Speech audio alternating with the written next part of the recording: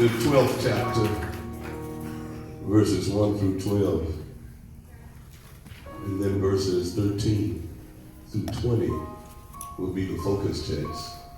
But I have to give you a little brief synopsis on what was going on at the time in the book of Luke. I really want to focus on 16 through 20. Jesus had to speak to them. There's a lot of things in this life we fear. That's right. Some very serious things. However, there's a vast difference between what man fears and what God asks us to fear. It's a big difference, y'all. The things man fear are usually created by themselves.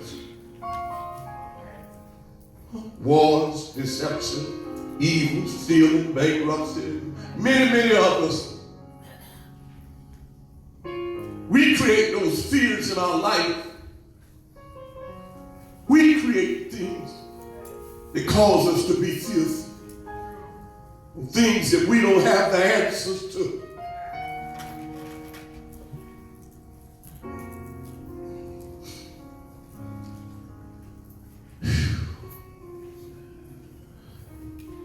But Jesus covers here in these first 12 verses what we should fear, that God requires us to fear.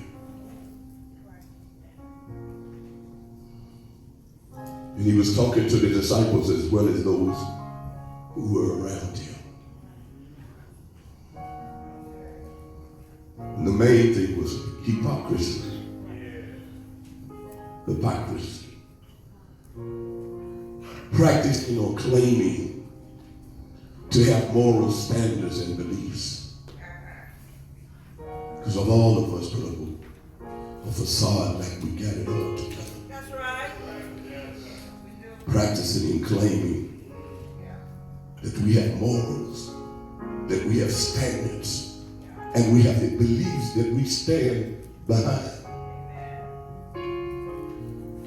God said you have to fear those kind of people. Hypocrites, as people want to call them. But then somebody in the crowd, in verse 13, says somebody got beside yourself.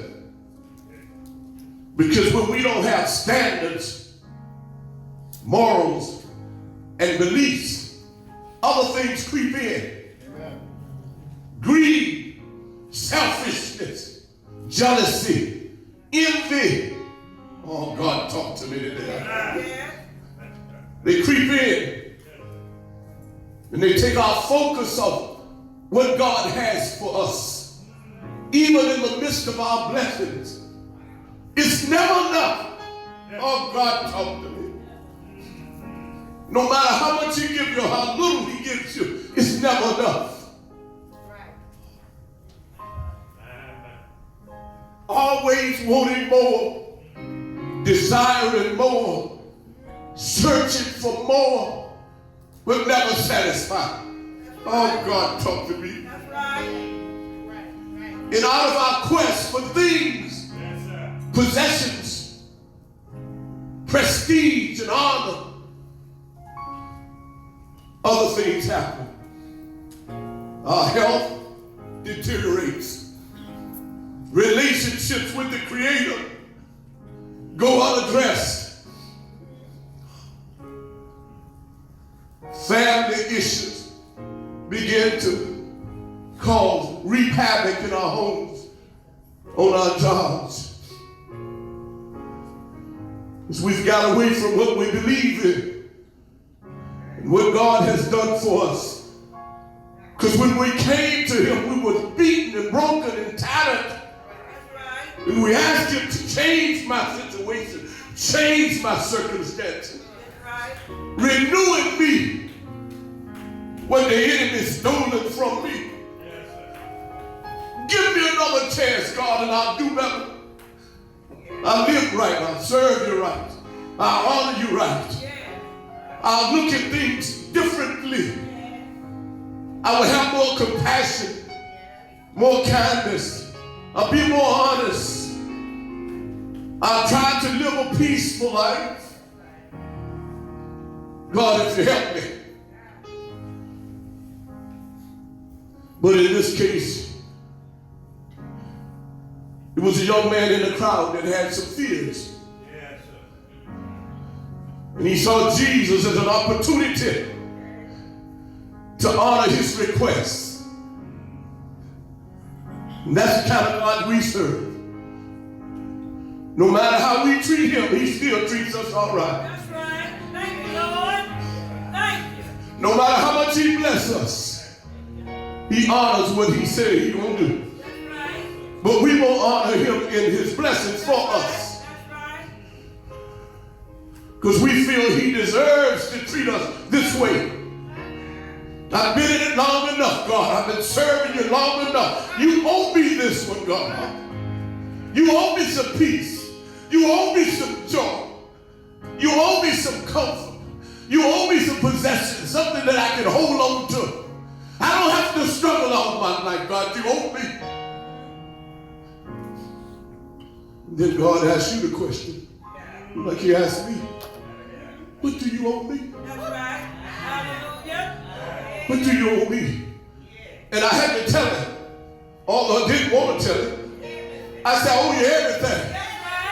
Because everything I got belongs to you. And I haven't forgotten where they come from. And I hadn't let those things overwhelm me to the point where I turned my back on you either, God. Oh, God, talk to me. I hear you. So let me get to the scripture, and then I'm going to give you a little bit about the blessings and the blesser. Because I need to define that. Let me define it now so you keep it on the edge of your mind. Oh, praise God to see you. Praise God. The word blessing from a biblical translation or definition means divine help, believed to come from God, approval of something, to be glad and to be relieved, to know that it's only by God's grace. Oh, help me. It's only by God's grace that I have what I have, that I am who I am, that my children are okay, they're not sick. I don't have to go to the jailhouse or to the cemetery. Oh, God, help me today. That's a blessing. It's not how much money I've got in the bank. It's not how much I can earn. It's not my abilities or my intellect. But it's his divine help. And his divine help is not limited to things or possessions. It helps me in all areas of my life. See, he blessed me when I could come home at night and have peace. That's right. Yes, sir. He blessed me when I could put my key in my own door. Yes, sir. He blessed me with my own transportation when I rode the bus for a long time. He blesses me with somebody who truly loves me unconditionally, no matter what I do. He blessed me with church family, other believers that can encourage me and lift me up when I'm torn down. He blesses me. It's God's divine help. That's what it is. And it's for me to believe that it comes from God. And he has approved it. And he has relieved me of all my stress, all my pain. He's relieved me to know that it's only by his grace, his unconditional, unmerited favor that he poured on my life that I can receive these blessings with a spirit of humility. And every time he blesses me, if it's somebody to bring me a plate, I tell God thank you. If my children tell me thank you, Daddy, I said tell God thank you. If I get a ticket and not an accident, I tell God thank you. Then that word blesser means to protect somebody or something, to watch over somebody or something protectively. That means God cares for me. Even though you say you can't stand me, I know God cares for me. Even when you walk out on me, I know God cares for me. Even when you turn up your back on me, I know God. Even when you withhold your hand, I know God cares for me. And he's the one providing for me. Don't think that you're doing anything because you go to work and bring some money home. It's God who's doing it all. And when you begin to tell God thank you, you don't mind opening your hand to me. You don't mind helping me along the way. Even when I can't help myself, you will help me anyhow. And you won't hold it against me. You won't tell me about what you done. I'm guilty. I'm guilty. That's why God convicted me, told me, you got to preach about that. Because you're preaching about yourself. See, everything you got, I gave you. You didn't get it on your earth. I gave you the strength to go get it. I gave you the mind to keep it and use it the right way. I did that. So I just want to help us today. And he had to help him too. Because there was a rich man that looked like me. And he already had a harvest. The Bible said it was a great harvest this time. But he had a harvest. See, sometimes we're not appreciative to what we already have. That's why God won't give you no more. That's right. That's right. Because you want to appreciate what you already have. Divine help. Believe to come from God. Approved for something. So you can be glad and say, ooh, I thank God for the relief. Knowing that it's only by the grace of God that you called him and he answered. And then he said, I am the blesser. Or let me help somebody. I am the creator. The creator of everything. The good and the bad. The right and the wrong. I'm the creator. And whatever you have is because of me. So let me help you. In verse 13, I'm going to just take my time with this Holy Writ, if you don't mind. Yes, but I need to call some help. I can't sit up here and do it by myself. Because some of us think we got to the place where we are by ourselves. See, I need some help, y'all. See, I can't articulate God's word. My oratorical skills are not that great where I can just tell the story and you get it and go home. I need the Holy Spirit to move on somebody. I need them to move on that stubbornness. That they can get that mindset that they did it on their own. I need somebody to move on that tiredness or that laziness that overwhelms them when God's word is trying to come forth. I need God to do that. I need God to keep your attention. See, I need him to work on you while he work on me. Because I'm not exempt. And the problem is, talk to them real. Don't talk to me. I'm beyond that. Satan is a liar. We all are work in progress. And God is still working on us. But we have to understand that everything we have, everything we will ever have, will only come from him. But when we receive these gifts, these blessings, we need to tell him thank you. Thank you, Lord. And show a spirit of appreciation. And ask him, God, what can I do for you today? Is it somebody you need me to bless? Do I need to be in your house one more time that somebody may hear my testimony and understand that it was only by your grace that I am where I am today? What can I do for you today, God? You've been doing a lot for me lately. Thank you, Lord. And I've been convicted. Thank you, Lord. Oh, God, talk to me. Thank you. See, God will convict you sometimes. He said, look where I brought you from. That's right. Look at your bank account. Look at your children. Look at your home. Look at your job. Look at where you are today and where you were 2 months ago. Look. Open your eyes. He's out moving some stuff out of the way, and it's just for you. He's out bringing you to a place you've never been before, and it's just for you. He said, but you won't even come and see about me. And every time you call me, I'm right there. Right there. Right there. But you take your gifts and your talents and you give them to the creature. You won't give them to me.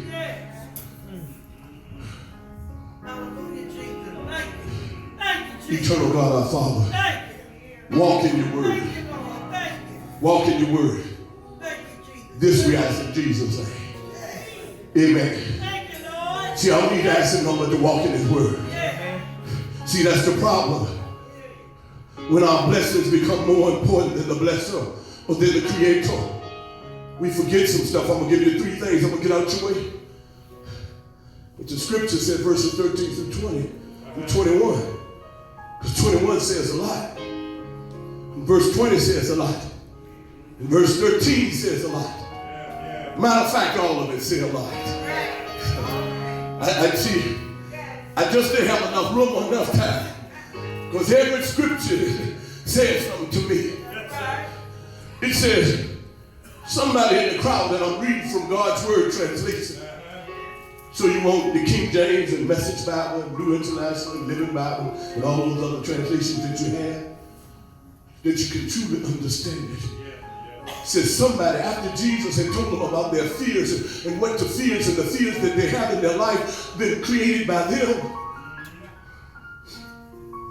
I remember sometime I worry about things on my job and how I'm going to get these things done. Those are fears that I created. That's right. Because God said, if I gave you the job, That's right. I can keep you on the job. I can sustain the job. And I can help you finish the job. All you got to do is believe sometimes. See, but some of the fears that we have in our life, we create. God said the fear that you need to be worried about is claiming moral standards and practices and beliefs when you're following me. Stop saying one thing and doing another. Stop asking me to bless you when you don't want to do nothing for me. That's right.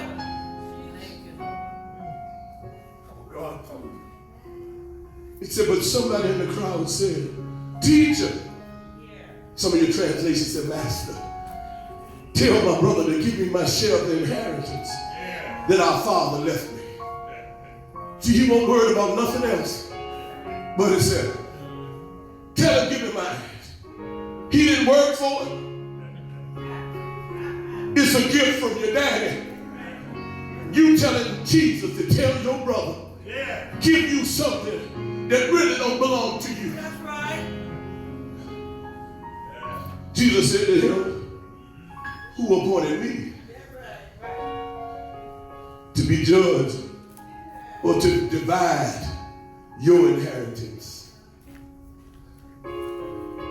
He told the people, his folks were listening and watching to see what Jesus was going to do.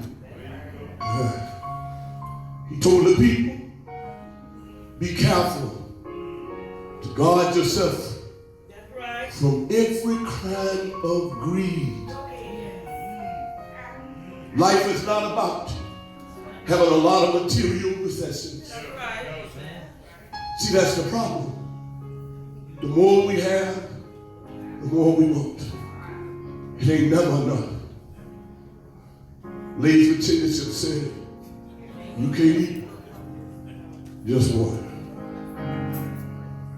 Who is one? Who? There ain't no Pringles. Y'all don't know that. It's Lay's. It's Pringles in your day. But it's Lay's potato chips in mine. See, that's what I'm talking about.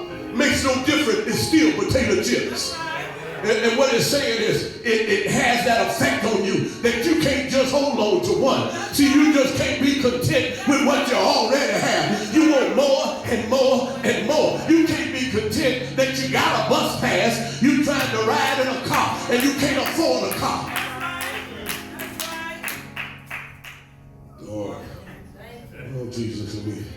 Let me get to my message.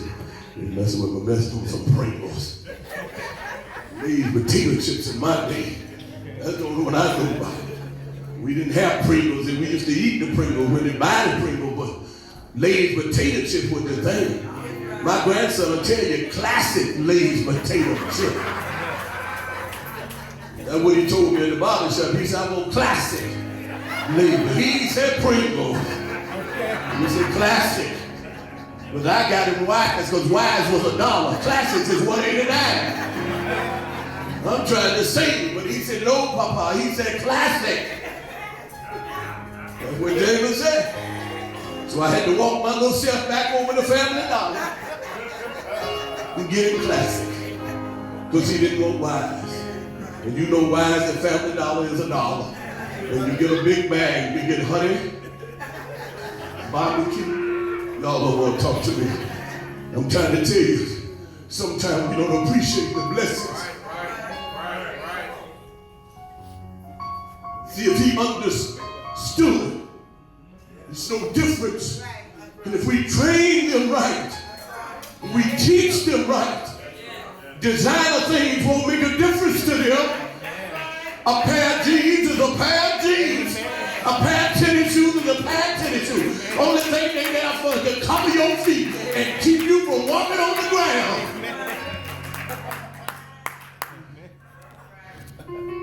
But we have instilled in them the difference. Because they don't know the difference. He know the difference between. He just used the classic. So, and he can read a little bit now. So, praise God for James. So be careful. Guard yourself from every kind of greed. Life is not about having abundance of material possession. Then he used an illustration. He said a rich man had land that produces good crops. And he thought, what should I do? I don't have enough room to store my crops. That's right. Wow. Wow. What a God, what a blessed God we have. And he bless you with more than room to subtract. Thank you, More Lord. than you can ever contain. More than enough. That's right. And he continue to bless you with more That's right. than we. Thank you, Lord. Thank you. And he said, I know what I'll do.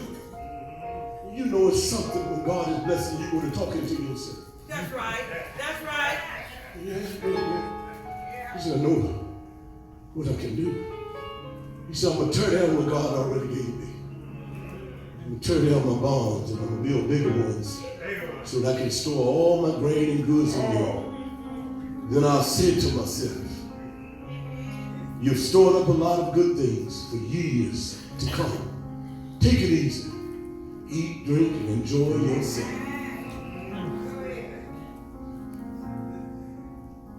But God said to him, you fool, I will demand your life from you tonight.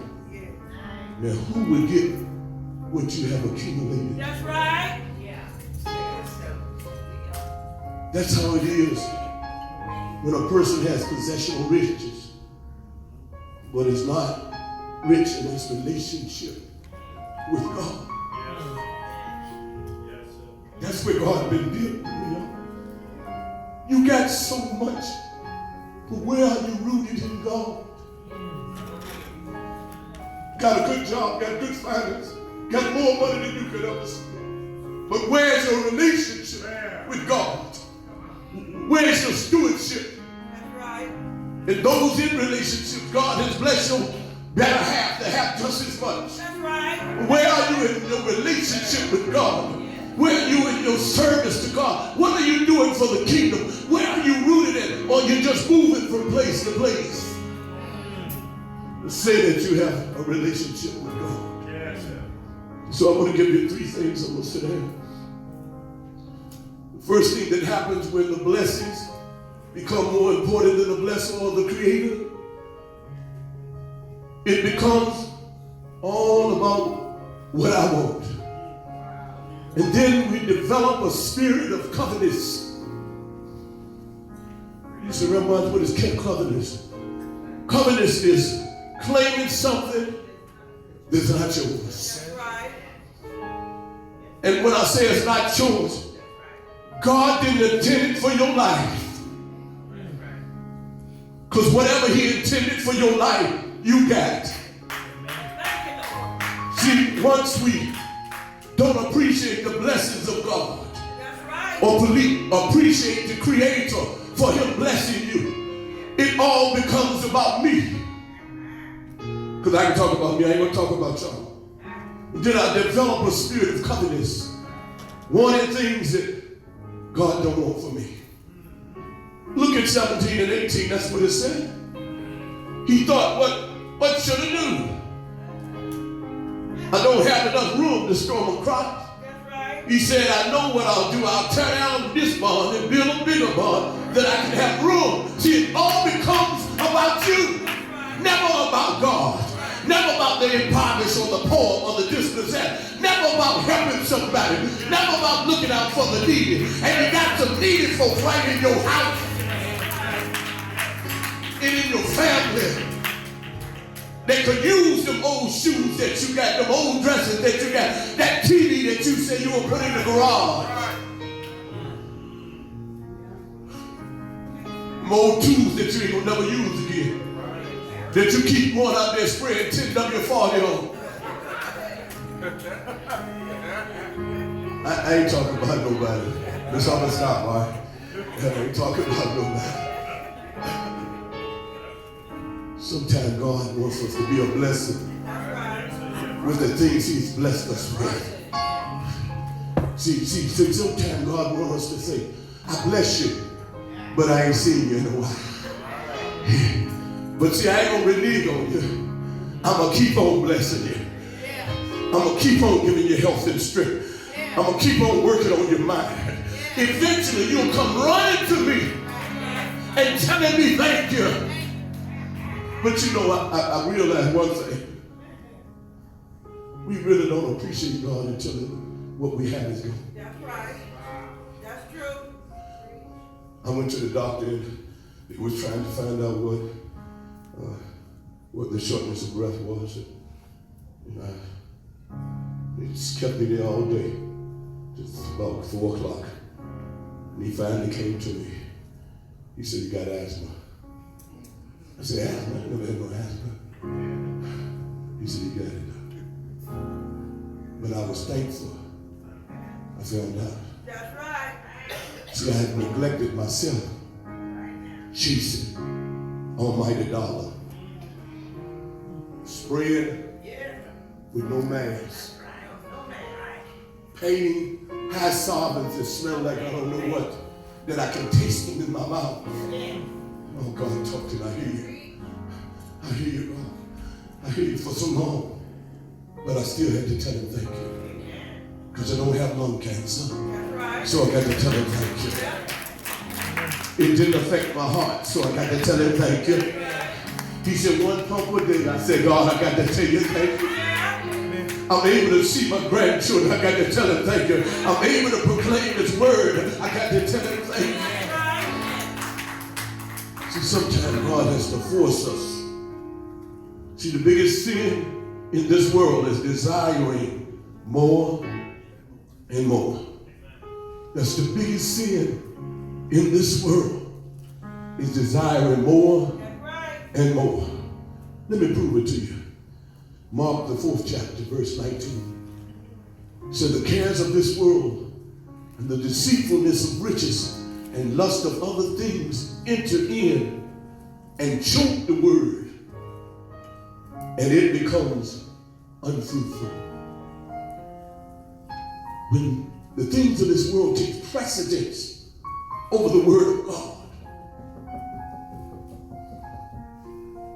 the word becomes unfruitful.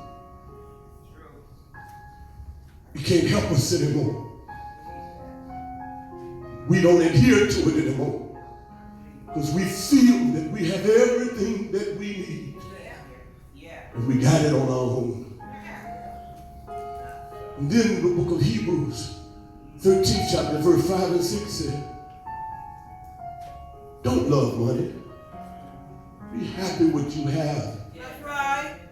Because God said, I'll never abandon you. That's right. Thank you, Nor Lord. leave you. Thank you, Jesus. Thank you. Never seen the righteous forsaken, Thank you, Lord. nor a seed beg for bread. Thank you, Lord. So when we can confidently say, the Lord is our helper, and not be afraid. What can mortals do to me? What it's saying is, what can this world do to me? If I'm happy and content with what I have, and I'm telling God, thank you for the hole in my roof. Thank you for the holes in my shoes. Thank you for the piece of car. Thank you for the house with not no furniture, but just thank you for the house. Thank you for my children, they're in good health. Thank you for my relationship. It's a little tattered, but it's still intact. Thank you Thank you, Lord. That's right. for my job. Thank you. Somebody ain't got no job. That's right. Thank you Thank you, Lord. for my church family. Yes. Knows what I'm going through, when I'm struggling, and can extend the olive branch to me when it needs me. Thank you. Thank you for the chastisement That's right. to tell me when I'm going wrong, when I need to turn right. Thank you. And the second thing, I'm trying to rest. Well, I ain't really trying to rest, but I'm going to tell that story. Second thing is that what happens when the blessings become more important than the blessing. All of us, hello, all of us refuse to accept the truth of the word. That life is not about the rich things of this world, but it's about a relationship with the Creator. See, we have put so much emphasis on things, we forgot who created the things in our life. We have put emphasis on things that when God blesses us with things, we turn our back on it. That's right. So I ain't got time. Got other things to do. You've done what you said you're going to do, but I can't do what I need to do for you. See, when we refuse to accept the truth of the word, it says a light unto your path. See, God has been convicting us and telling us, and that's why yesterday when I was putting this together, and I sit over here a long time.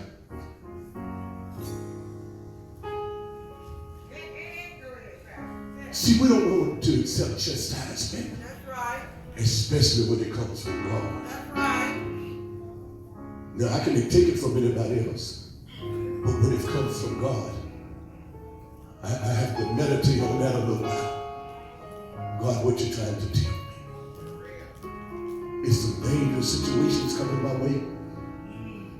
Is sickness getting ready to happen in my life?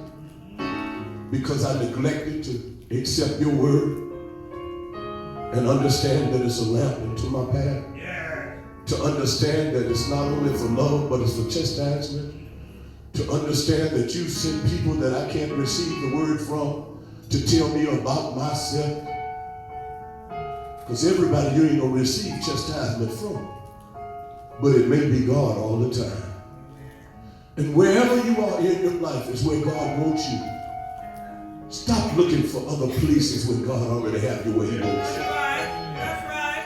Stop shopping God. Looking for the best deal. That's what you do, y'all.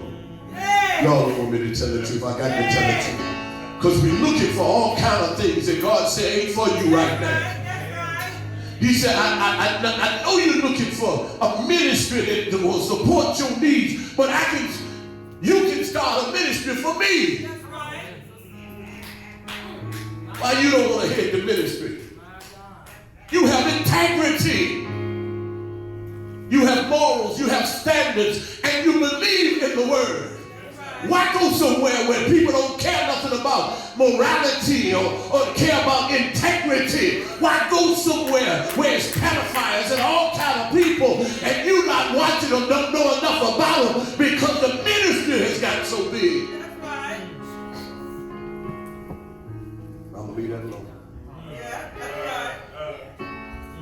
See, and I always wondered why Jesus called him a fool.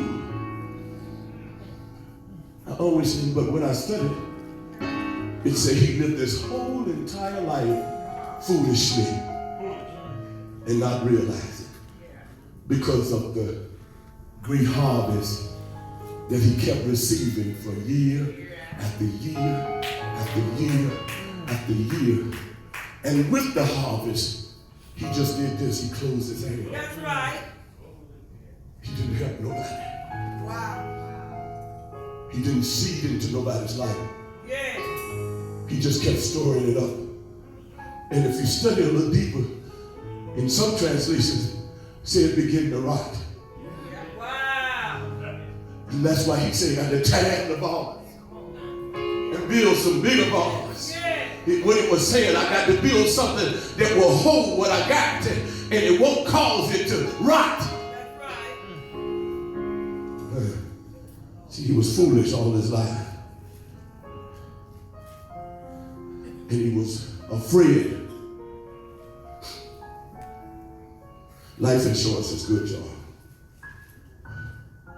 Because that's one of the uncertainties of life.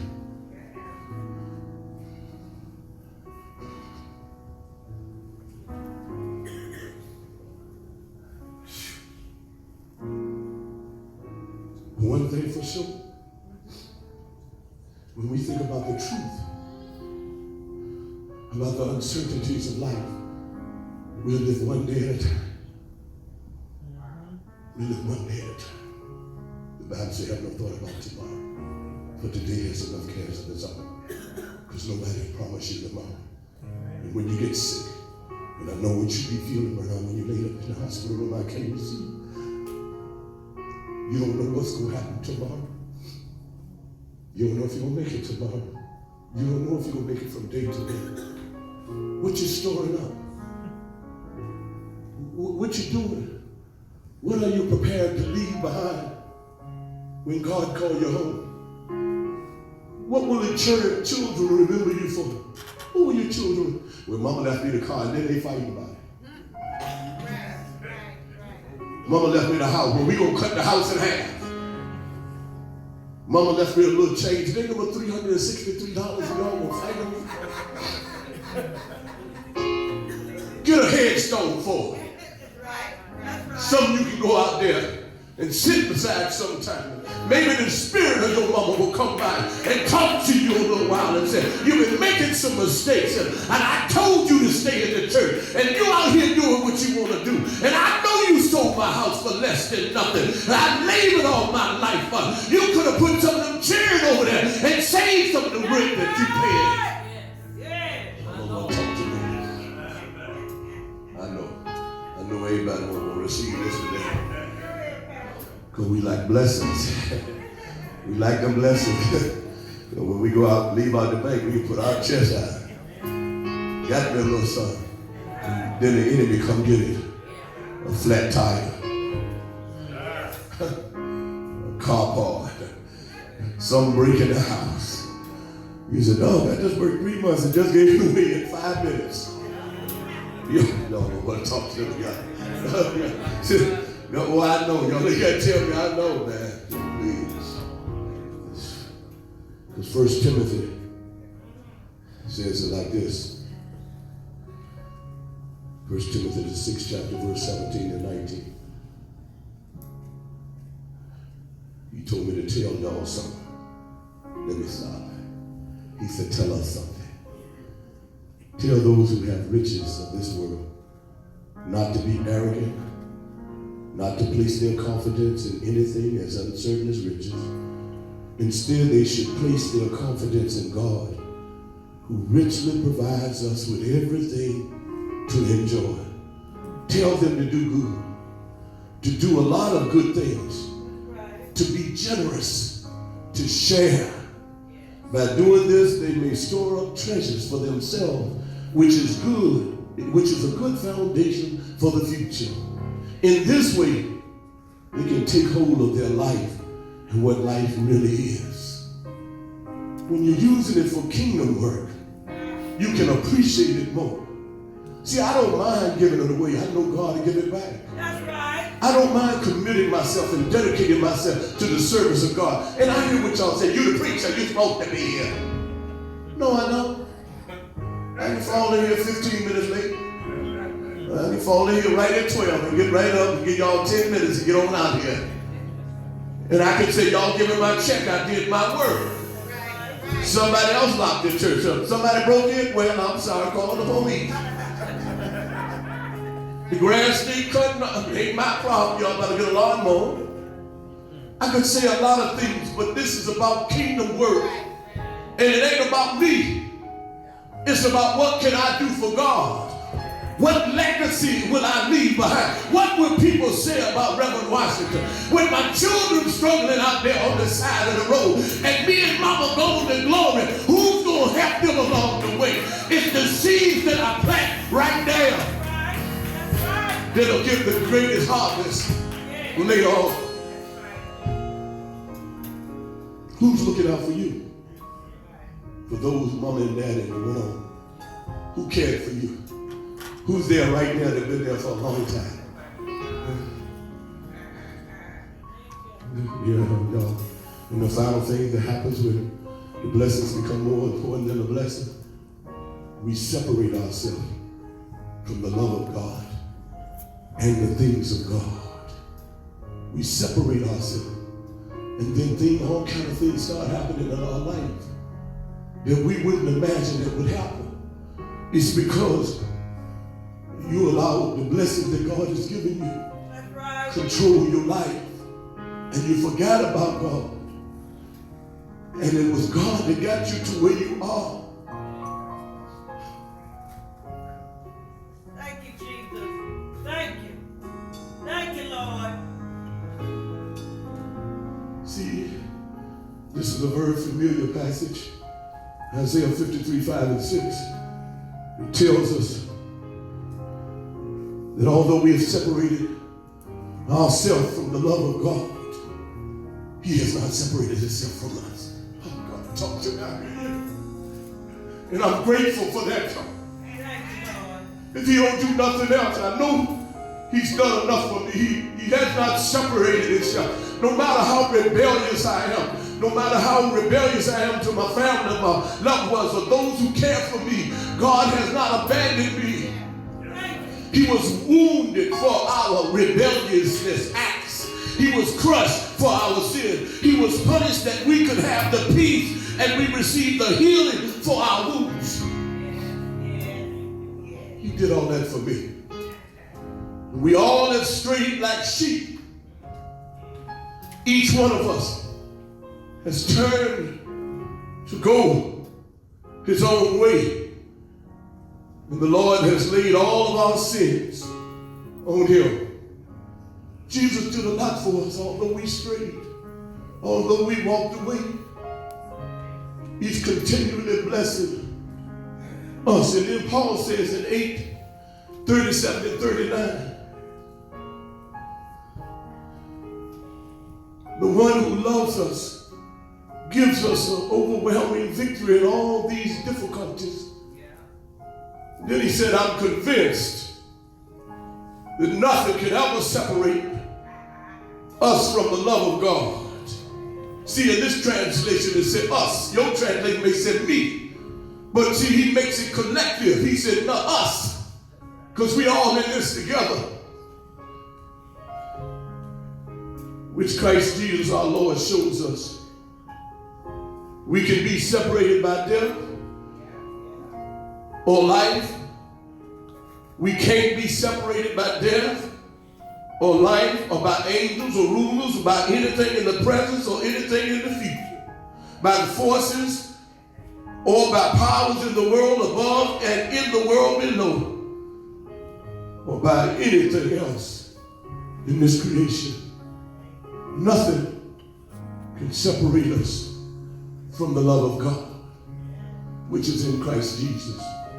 And if we keep our minds stayed on Jesus and don't stray from Him, knowing that He loves you and He's providing for you and you're not providing for yourself, And every now and then, as he bless you, tell him thank you. Thank you, Lord. If it's a half a loaf of bread, tell him thank you. Thank you, Lord. Thank you. If it's a little bit that you think you should have much, tell him thank Thank you. you, Lord. See, every now and then, you just got to tell God thank you. See, we don't understand. See, sometimes the only way to tell God thank you is to be in his presence. That's right. Hallelujah. See, so every now and then, you got to be in the house sometimes. See, you got to stand up before men and women and say, God, I love you and I thank you for what you're doing in my life. And all that other stuff can wait. I got to give you some praise today. I know you've been blessing me, but I look at my bank account, I look at my loved ones, I look at my job, and I look in the mirror and you blessing me. So every now and then, I got to tell you thank you. Hallelujah, Jesus. Thank you, Lord. And see, some of us need to have a moment. Just riding in the car, look over at your child. And they can look up. And you're just saying, Lord, I thank you. That you're working on my children. And as they grow from adolescents to teenagers, and you see the transition in their life, you have to say, God, I thank you.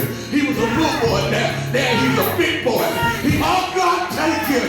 Thank you, Jesus. Thank you. God, thank you.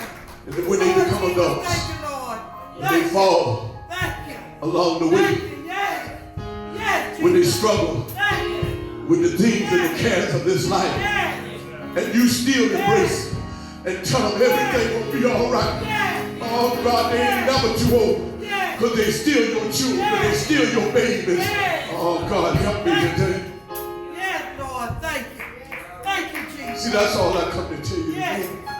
Thank you. Don't let your blessings Yes. be more important Yes. than the one who blessed you Yes. to have Yes, everything Jesus. that you have. Yes. Don't let it take precedence in your life. Thank you. Don't let it be first. Yes. Let it be secondary. Yes. Knowing that whatever happens, Yes. he still is in charge of my life. Thank you. No matter how far I go to the left or to the right, he's still there waiting on me. Yes. He still loves me. Yes. I'm a believer of that. Yes. No matter what happens to Reverend Watson, Yes. God loves me. No matter what you say, Yes. no matter how much you say I cry and I don't understand and I don't live a life as a believer, you don't know what I'm living. That's right. You don't know that much about me. God knows everything about me. Yes. Oh, God, help me today. Yes. I know I'm in the right place, although I would rather be somewhere. And sometimes when I don't see the pews filled up, that don't mean that God has abandoned me at all. That means he's working on somebody. He's sending somebody this way. Yes. That's what it means to me.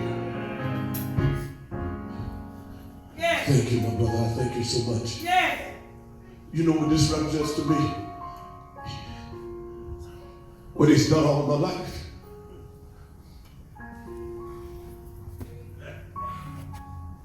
He made room. He made room for my failures, my struggles, my difficulties. He made room. He made room. And that's all he's doing. He making room. That's right. He's just making room. That's right. Because he knows somebody else going through the same That's thing. right. Got to come that way. See, he wanted me to have a place at the table. You don't never want to go to the table and ain't no room. Hallelujah, Jesus. Thank you. You want you to have Thank you, room at the Lord. table. Thank you. You want your children to have room at the table. Lord, thank you, Lord. You want your troubles to have room at the table. Yes. Your difficulties, because if you're at the table, he can deal with you. Yeah. Huh? He can deal with you if you're at the table. Yes. But if you ain't at the table, he's not going to come looking for you if you ain't looking for him. Lord, thank you. God that made room for me Yes. in my life. Yes, Lord. Things that I doubt Yes. that I could accomplish. Yes. God said you can do all things Yes. through Christ who strengthened me. Yes. All things. I Yes. never thought I'd have a master's degree. Yes. Or a Hallelujah. GED. Thank you. He made room. Yes. He said, I got a spot for you. That's right. Even when I put in my application for the doctoral program, he said, I got a spot for you. Yes. He said, my letter came back right away, accepted. I said, God, thank you. Yes. And even when I sit in the room with real doctors and lawyers, and I feel inferior till my professor said, you belong here at the table. You wouldn't be at the table if you didn't belong there. So wherever you are in life, you belong there. You belong there. And we have to have the confidence to know we belong. That's right. Because we belong to him. Yeah. We belong to him, Sister Phyllis. He ain't gonna leave us yet. He making room. Yeah. Y'all think he's watch. God's making room. And he's gonna enlarge our territory. Thank you. Because he's making room. He got some others that want to come. But we have to be ready to receive them when they come. With open arms, we got to be able to receive them when they come. We got to show them love. We got to show them they're welcome in this house. Then you read the sign where all God's people are welcome. There's always room at the table. And just every now and then somebody got to get up and give them their space. And that means you got to go to work. So you can't sit there forever. You got to start some ministries like Sister Phyllis. Phyllis said, I got an announcement. Wait a minute, hold y'all. Hold it. Don't think the senior ministry going nowhere. Y'all be here Thursday. Bring a little something to eat. And it's going to be crowded. And if you won't get there early, tell them, Sister Friend, once they go to clean it up, you're in trouble now. Y'all. If y'all think that's a joke, come one day. That's all you got to do. Tell them, Sister King, just come one day. And you won't be late no more. Just come one day. Thank you, Sister Phyllis. I really appreciate it. And I'll be a little overwhelmed when I come. So why don't stop? Because I see what God did. Because y'all have to remember the ministry we had before. The lady who was over the ministry, she was in a tragic car accident. That's right. Her and her daughter died at the same time. And Reverend Washington had to stand over their life. That's right. And speak. Oh yeah. But God made room. He said, you can do it. And I got through it. So I'm real proud of Sister Phyllis for the accomplishments that she has made with the senior minister. I'm proud of all of those women who are supporting her and the men. Brother Spencer and all that come and share in that ministry. I'm proud of y'all. Because I see God at work. And that's all I'm working. That's why I get emotional. Because when you see God at work and know that you ain't had your hands in it, that God had his hands all over it. Let us stand. Let us stand.